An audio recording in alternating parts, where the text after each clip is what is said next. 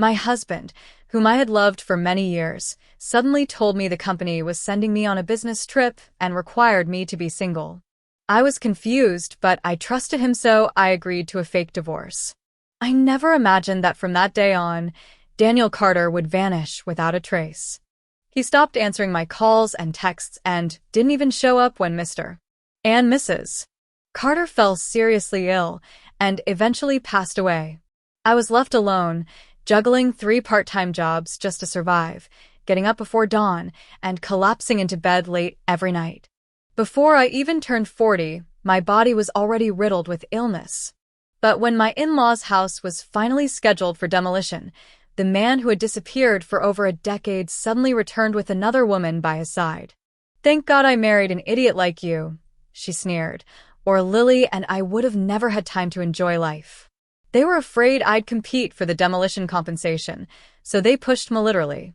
That man I once loved, Daniel, teamed up with his mistress and threw me off the upstairs balcony.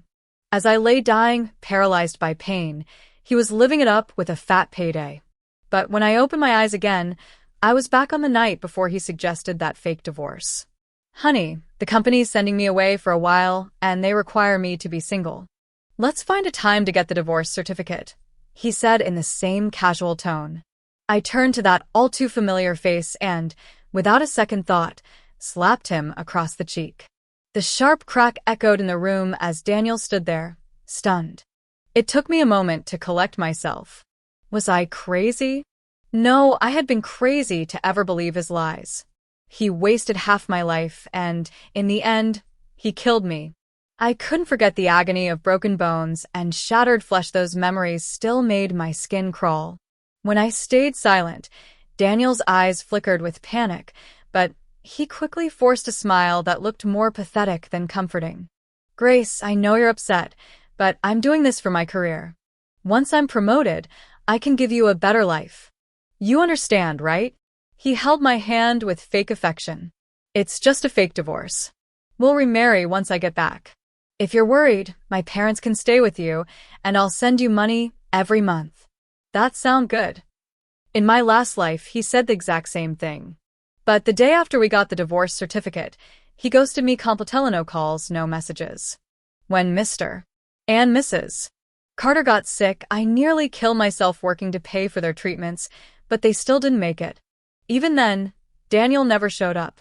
I actually thought he might have died abroad, but when their old house was marked for demolition, he reappeared, claimed his inheritance, grabbed the money, and moved in with that homewrecker. I confronted him, and together they pushed me off a balcony like I was nothing. That fury, it still burned inside me. Looking at his disgusting face, I took a deep breath, forced a smile, and nodded. "Okay." His eyes lit up instantly. "Great. The sooner, the better. I've got a friend at the Civil Affairs Bureau. We can file for divorce tomorrow morning." He even pulled out the divorce agreement like he'd rehearsed it. In my past life, I almost signed it blindly, never realizing how badly the contract was rigged. This time, I calmly pointed at the property division section. "Daniel, explain to me why this fake divorce leaves me with nothing." He didn't even flinch. "My expenses abroad are high. There's a lot to pay for. A housewife like you wouldn't understand. Just sign it." I threw the pen to the floor. "No way. What if you run off the moment I sign this? What if you cut me off completely after getting the certificate?" I gave him a half smile. "You don't have someone else, do you? Trying to use a fake divorce to get rid of me?" His face twisted immediately. "What nonsense are you spouting, Grace Bennett? Don't slander me with your dirty thoughts." I rolled my eyes. I'd had enough of his act. "Fine. I'll agree to a fake divorce, but you leave with nothing." "No," he snapped before I even finished. Of course he refused. He needed that money to run off with his mistress. Realizing he'd overreacted, he tried to soften his tone. Okay. How about this? I'll leave you the house. I'll just take the cash inside." "Fair." I pretended to hesitate, then sighed. "Fine. It's just a fake divorce anyway, right?" But the moment I turned around, I couldn't hide my smile. Because I knew something he didn't. This house was going to be demolished soon, and the compensation would be even higher than what his parents got. Unfortunately, in my past life, the house was under Daniel's name. Even when it got torn down, I didn't see a cent. That wasn't going to happen again. Later that night, I lay in bed with my eyes closed, pretending to sleep, when I heard Daniel whisper, "Babe, are you asleep?" I didn't move. He nudged me gently, then slowly slipped out of bed and tiptoed to the bathroom with his phone. The door clicked shut, and I jumped up, pressing my ear to the door. "Baby, don't worry. I got her to sign it. We'll get the divorce tomorrow." You're so impatient? Just hold on for one more month. Once we have the certificate, we'll vanish. Let that old hag rot. In a few years, when they're all dead and our son's grown, we'll come back and live the good life. My fists clenched until my nails dug into my palms. I'd struggled for years to conceive because of ovarian cysts. In our second year of marriage, Daniel brought home a little boy, claiming he'd adopted him. It wasn't until my final breath in that miserable past life that I realized the truth. Ethan Carter was the child of Daniel and his mistress, Vanessa Reed. I had poured my life into that family and was left with absolutely nothing. When I heard the bathroom door open again, I hurried back to bed.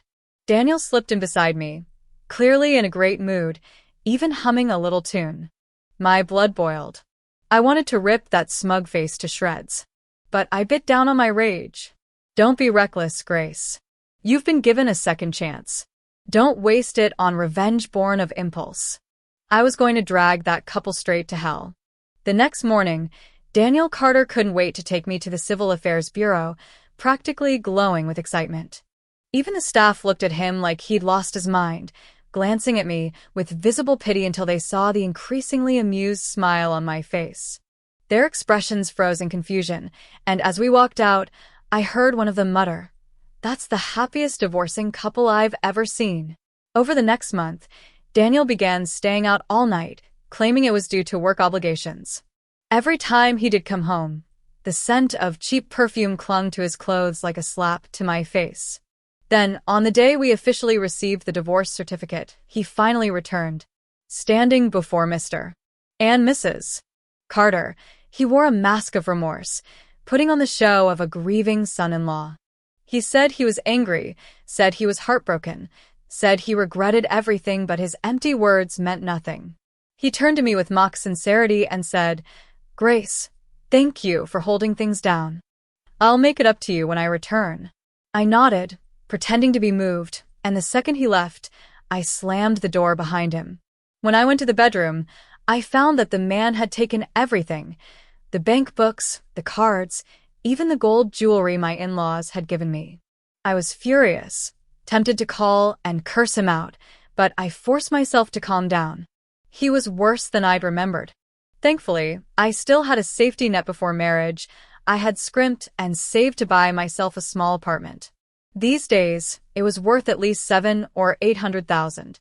In my past life, Daniel had sweet-talked me into transferring it to his name, but this time around, I played dumb and only agreed to hand over my dowry. That apartment was now solely under my name. If there was one thing I'd learned from living through hell once, it was this: women must always leave themselves a way out. Feeling sorry for a man only leads to ruin. Just like before, after Daniel walked out that door, he disappeared without a trace. And just like last time, according to the old timeline burned into my mind, 3 days later Mr. Carter would fall while out walking and suffer a cerebral hemorrhage, and Mrs. Carter would have a stroke from the shock. I tried everything to prevent it, but fate had other plans. My father-in-law slipped anyway and lost consciousness. But this time, I didn't panic. I calmly called an ambulance, comforted my mother-in-law, and got her to the hospital without letting her spiral into hysteria. Thankfully, she didn't collapse like last time, but she was still badly shaken. She tried calling Daniel, and just like in the last life, his number had been canceled. Her hands trembling, she called his former workplace, only to learn he'd resigned ages ago. The timing was perfect. I let a few tears fall and sobbed, "Mom, I think Daniel tricked me. He asked for a fake divorce, then took my dowry and even the gold jewelry you and Dad gave me. Does he have someone else?" The moment those words left my lips, Mrs. Carter cursed, "That heartless bastard," before her eyes rolled back and she fainted. Still, it was far better than a stroke. I sold the apartment and used the money to cover all the hospital bills. This time, my father-in-law's surgery went smoothly and my mother-in-law recovered as well. When I saw Mr. Carter open his eyes, I rushed into the bathroom, dropped a few eye drops in, and returned with teary eyes. "Mom, don't worry. The doctor said the surgery was successful. I already paid the fees." Mrs. Carter cried with relief and immediately asked me how I did it. I lowered my head and whispered, "I sold my parents' old home, the one in our hometown." Her face fell. She knew my parents had died when I was little and that the only thing they left me was that house. For me to sell it meant I had nothing left. "Grace," she choked, grabbing my hand and sobbing uncontrollably. My in-laws had always treated me like family, and I truly cared about them. In my last life, I watched them die because I couldn't afford to save them because I was too helpless to stop it. This time, I swore I'd rewrite that ending. After my father-in-law recovered, I don't know what kind of conversation they had between them, but the next day, Mrs. Carter called me in and placed a bank card in my hand. "Grace, that bastard son of mine doesn't deserve you.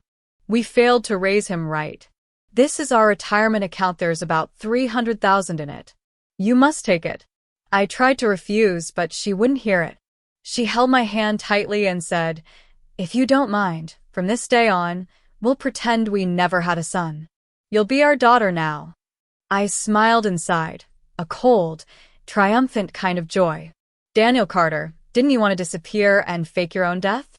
This time, I'll make sure you're buried for real." A month later, Mr. Carter was fully recovered and came home with us. During that time, my bond with them grew deeper than ever. They truly treated me like their own daughter. Not only did they give me their savings, they transferred the house into my name. It moved me to my core. I knew I'd made the right choice. They were both retired professors, people of principle, wisdom, and kindness. They couldn't stand what their son had done, and the more I cared for them, the more they saw me as their true family. Compared to Daniel, I had become the one they trusted, the one they leaned on. And thanks to their professional networks, I didn't even have to worry about Ethan's education in the future. Too bad Daniel Carter never knew how to use the goldmine of resources right under his nose, all because he thought being a man meant never asking for help. Since he didn't want to be a father, I made it my duty to become everything that boy needed. With Mr. and Mrs.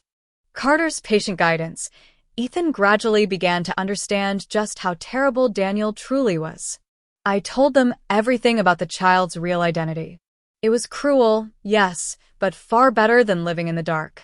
When Ethan found out he wasn't biologically mine, he locked himself in his room for an entire day.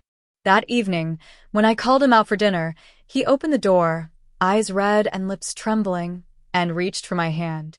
"Mom, I'm here now. I won't let anyone hurt you again. I know I'm not really your son, but you'll always be my mom. No one can replace you." Hearing those words from a 6-year-old boy shattered my composure for the first time since I was reborn. I pulled him into my arms and sobbed like a child. How could someone this pure and precious not be my son? Time flew, and 5 years passed in the blink of an eye. Under the love and guidance of his grandparents and me, Ethan grew into a kind, bright boy with excellent grades and a healthy mind. Mr.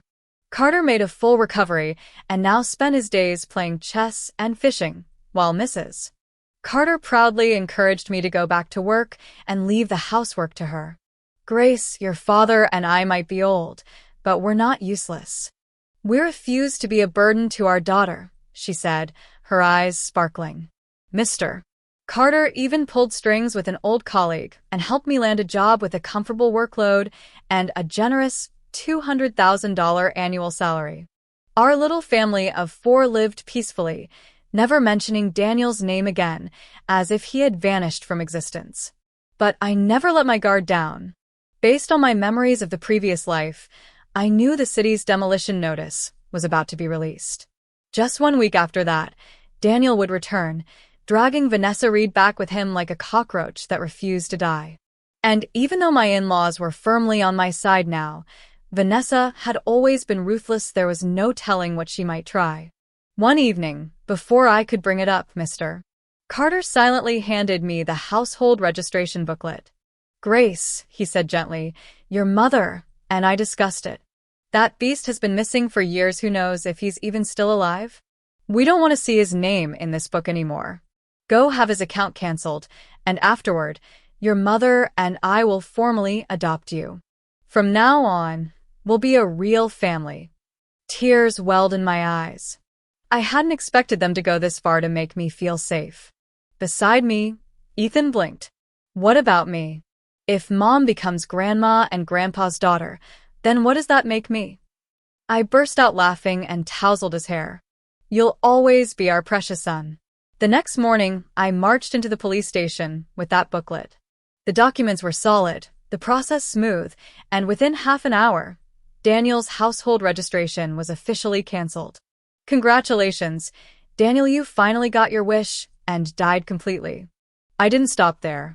I went to every agency I could think of, banks, business bureaus, the Social Security Center, and systematically erased every trace of his existence. By the time he made it back to the country, he'd find himself shut out of the system entirely. No identity, no records, no access to anything. Not even a rat slipping through a crack would have it harder. The thought alone gave me unspeakable satisfaction. If you want to take down a snake, you don't bring kindness, you bring poison. After everything was done, I remained alert. I knew what they say. A desperate man is the most dangerous. And sure enough, as soon as the demolition policy dropped and both my in-laws' home and our current house were marked for relocation, Daniel Carter showed up. It had been 5 years, and he returned like a ghost, stinking of failure and delusion. That night, I was having dinner with my in-laws and Michael, my new boyfriend, when there was a loud bang at the door. Daniel burst in, looking like he'd crawled out of a ditch. His eyes locked on mine like I was his prey. "You filthy whore. Cheating on me behind my back? I'll beat you to death," he shouted. But before he could take a single step, Mr. Carter raised his walking stick and cracked him across the skull. Daniel collapsed, stunned. "Dad, why are you hitting me?" "I'm your son," he stammered. Mr. Carter's second strike hit harder, right across the mouth. "My son's been dead for years," he snapped. Daniel screamed as blood and teeth flew from his mouth, but Mr. Carter wasn't done. He swung that stick like a bat, cursing more viciously than I ever thought the old man capable of. "Who let this stray dog in here, pretending to be my child?" Daniel tried to block the hits, but lost his temper when he saw Mr. Carter wasn't stopping. He yanked the stick and yelled, "That's enough, old man. You've gone crazy. What did she drug you with to make you forget your own son?" Mr. Carter was shaking with fury, and Mrs. Carter rushed over to support him, but Daniel wasn't done. He grabbed her arm and shouted, "Mom, say something. Are you just going to let him beat me like this? Are you blind?" Before he could finish, Mrs. Carter slapped him hard. "Where did this lunatic come from?" she snapped. Then she slapped him again. "My son would never speak to my daughter that way. I'll kill you myself." She lunged at him like a lioness defending her cub. I leaned back with a fistful of sunflower seeds, munching like I was watching a show. Michael looked stunned. "Do you want me to do something?" he asked. "Nah," I replied with a smirk. "This is better than Netflix." Daniel tried to fight back, but Mr. Carter swung again, hitting him square in the arm. "Even if you were my son, which you're not, I'd still beat you to death for what you did. When I was lying in the hospital near death, where the hell were you? Off screwing your mistress? Stealing from the family?" Daniel finally gave up and bolted, covering his head as he ran. At the door, he turned around and shouted, "Without me, who's going to take care of you two old fools when you're dying?" Mr.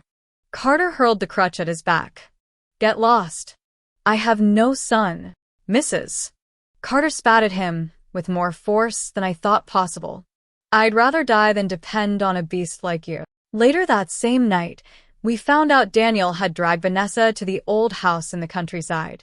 Everyone in the village knew each other. Daniel Carter was certain Mr. and Mrs.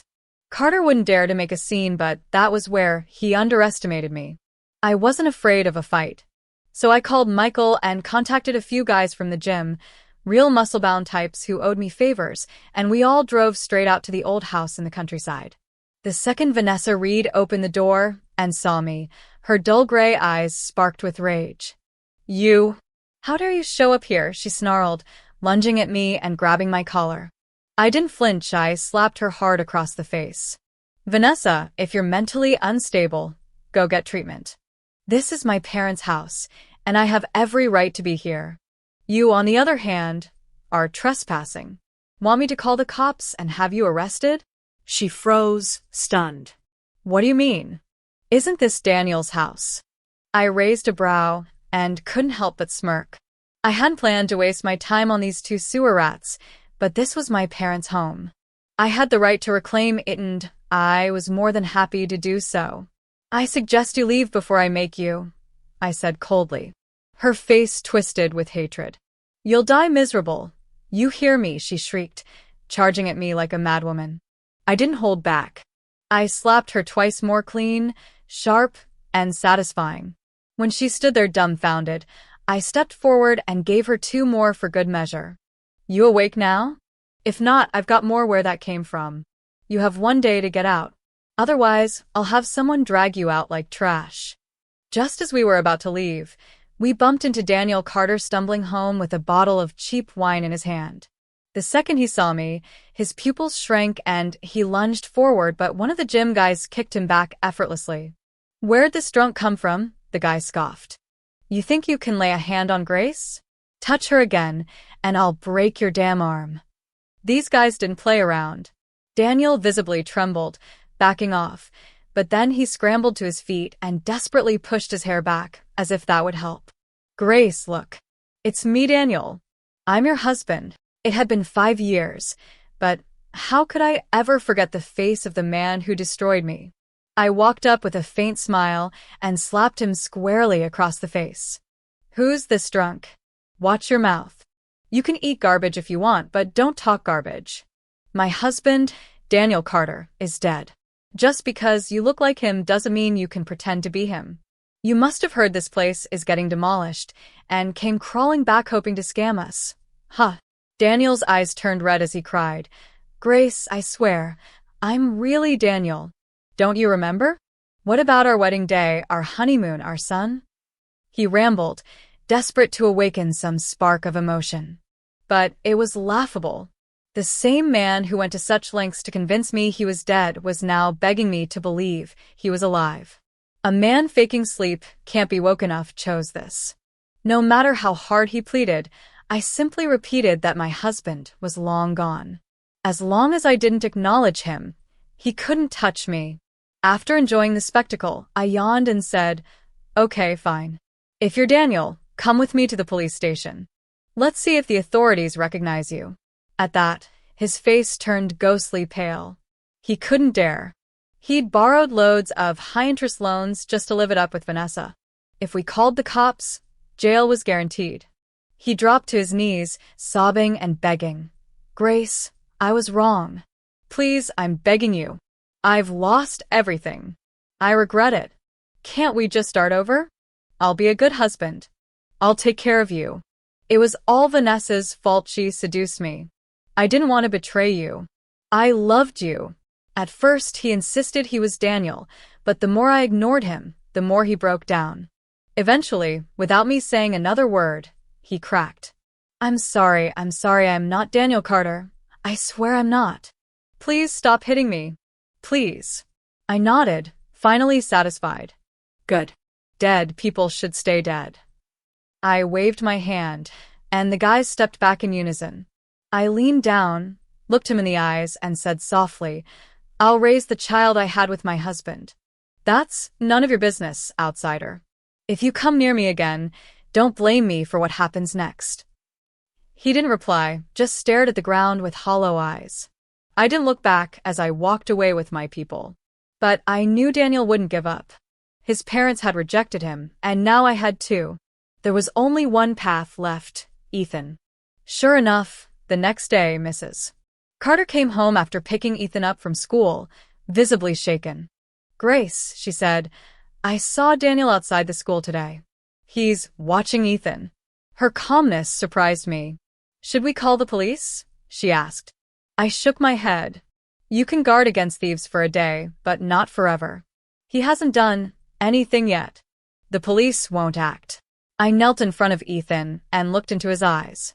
"Sweetheart, will you do something for Mommy?" Daniel lingered around that elementary school for over 2 weeks, but never got a chance to act. Frustrated, he once tried to grab Ethan at the gate, claiming he was the boy's father. But the teacher didn't buy it and nearly called the cops. "The child's father died years ago. Who are you?" she asked. He had no choice but to flee in shame. Finally, one afternoon, Ethan was walking home alone and Daniel followed him into a narrow alley. "Xiaohao," he called out, trying to sound gentle. "Do you still recognize me?" Ethan tilted his head and looked at him for a long moment. "You look like my dad," he said quietly. Daniel's heart nearly burst with hope.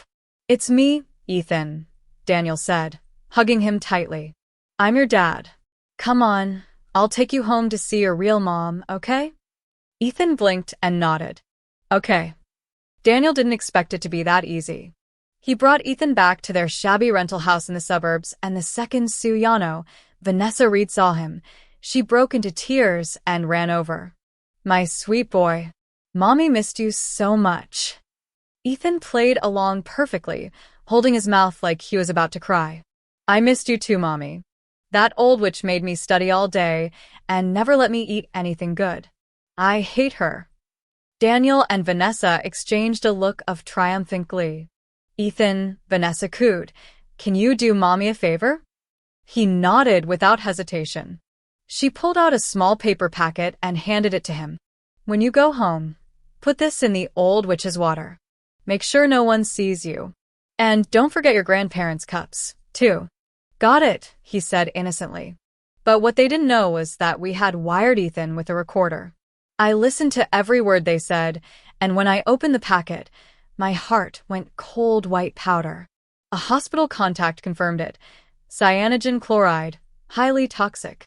Daniel had planned to use our child to murder me and his own parents. When Mr. and Mrs.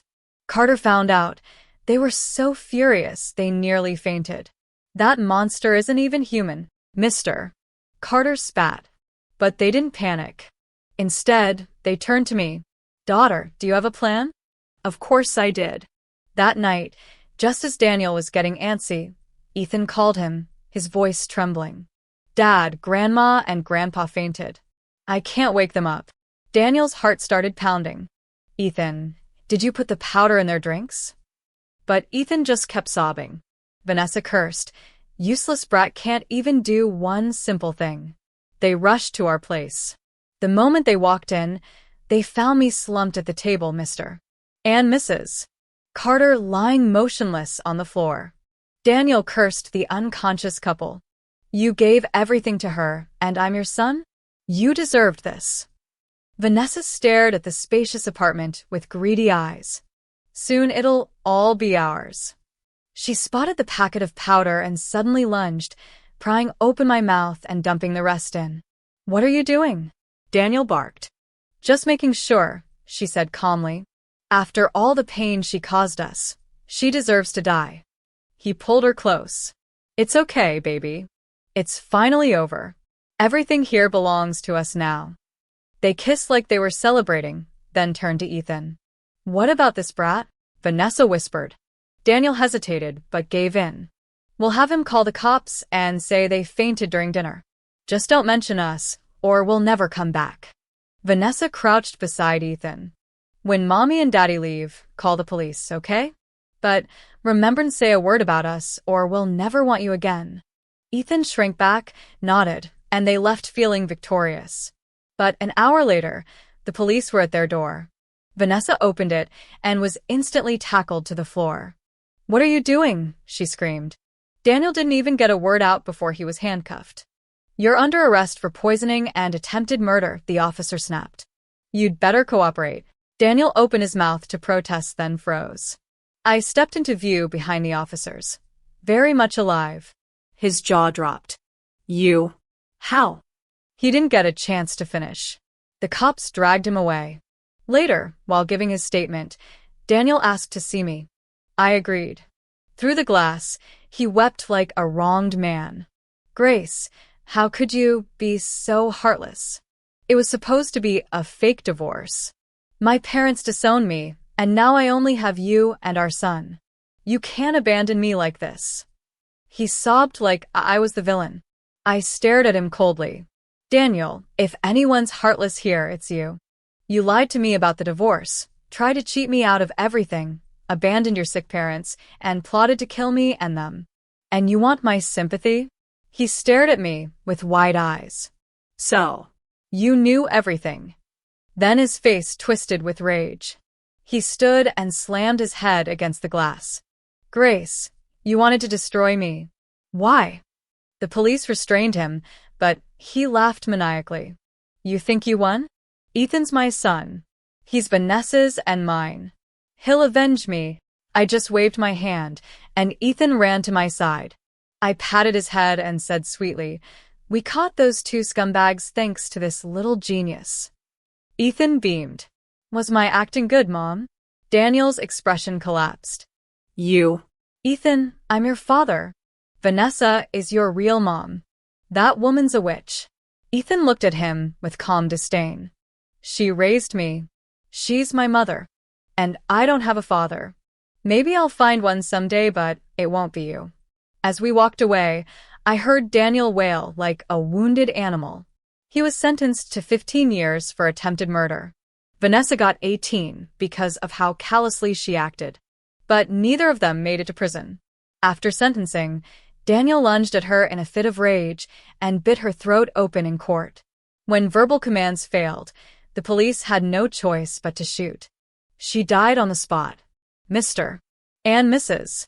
Carter barely blinked when they heard. I was even calmer. "Mom," Ethan asked later, "can we have chicken tonight?" Michael smiled and corrected him gently. "It's called KFC, buddy." In this life, I rewrote my fate. I didn't waste a single tear and I never will again.